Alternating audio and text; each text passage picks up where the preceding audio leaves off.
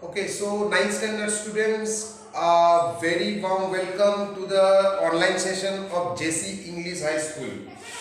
So now we are in the social science part 2 and we are just going through the economics part. And in the economics part, this is the last chapter for your economics, that is the labor and employment.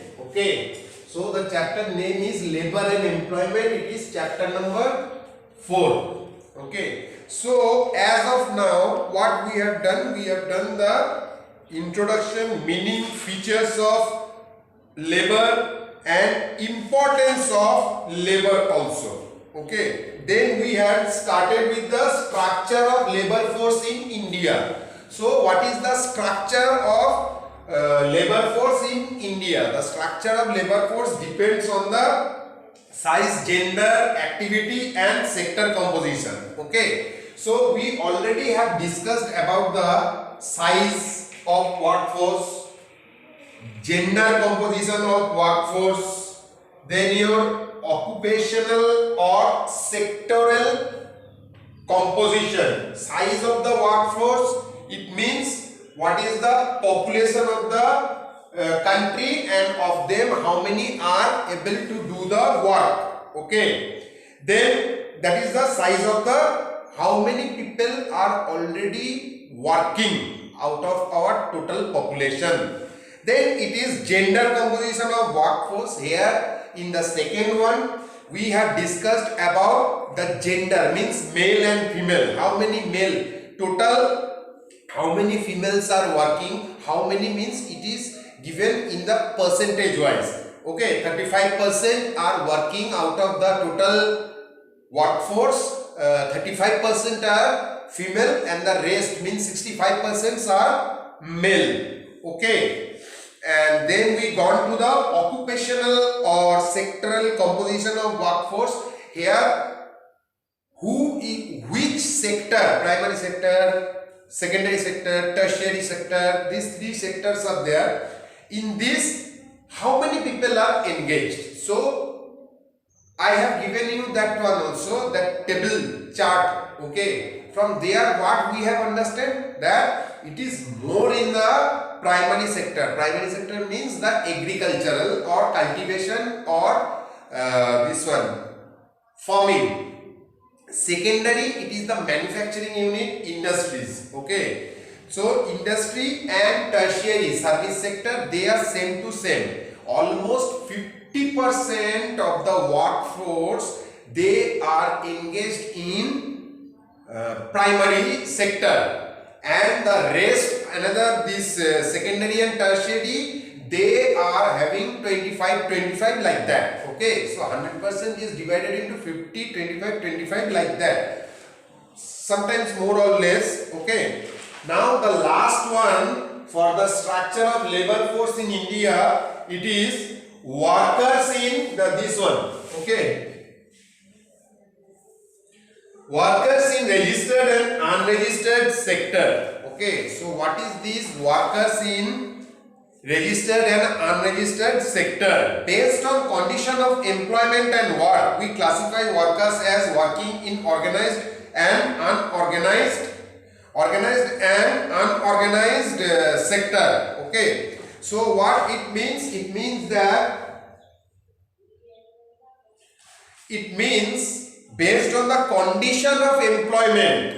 Okay, based on the condition of employment, whether they are in the private sector, A sector, or else in the government sector, based on that one only we can classify the workers as working in organized sector or unorganized sector.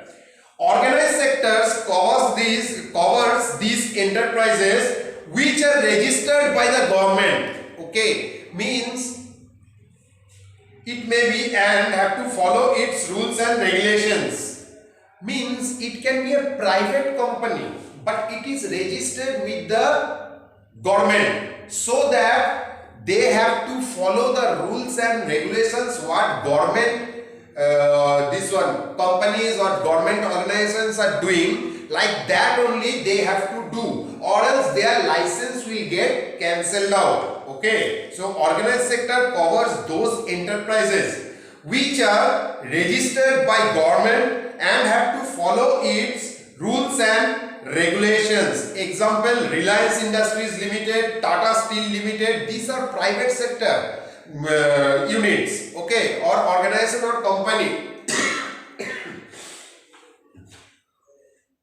But they are registered with the government of India for their business, what they are doing, okay, for their company business, whatever you can say. And for that, as they are registered with this company, means not company, as they are registered with the government of India, so they have to follow all the rules and regulations what government has imposed them. See, while you take the registration, you have to sign an agreement, okay, with the government. In that agreement, it is written what you have to do and what you cannot do, okay. On that basis only the government will give the registration.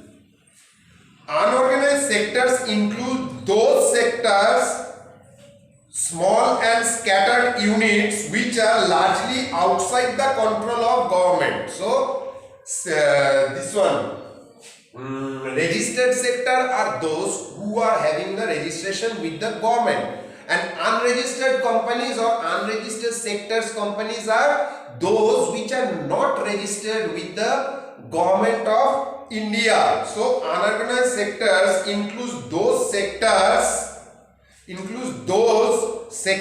small and scattered units, small unit. They will not go for this one, your government, okay, for registration. If they do the registration, they have to follow the rules and regulations, and they are small in size also. That is also a reason why they don't go for registration. They have small capital also, okay.